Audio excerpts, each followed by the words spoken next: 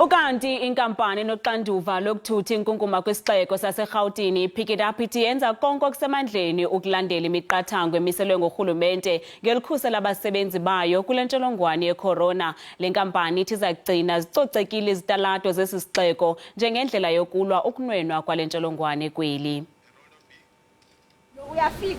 Inkampani iPickitup ithi yenza konke okusemandleni uqinisekisa ukuba abasebenzi bayo bafunda banzi ngobungozi bale ntsholongwane yeCorona.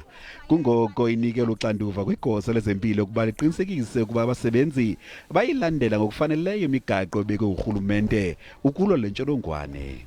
We do one group per day, like you see there's lots of trucks. We'll say maybe from truck 1 to truck 5 or truck 4, making sure that there are less than 50.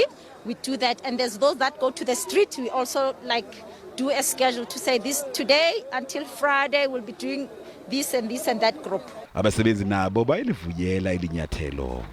Let us help. All South Africans must adhere to this call for government. Government must heed this call to people must stay in their houses. Le nkampani ithi ukhuseleko lwabasebenzi bayo luza kuqala. Safety to us under these conditions is of paramount importance.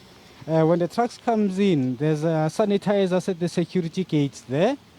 In addition to that, inside the trucks, workers have sanitizers and protective clothing, as well as water and soap, so that they can constantly wash their hands. Le nkampani ithi ngelixesha linzima kwihlabathi iza kuqhubela phambili igcina izitalato zase-Rhawutini zicocekile.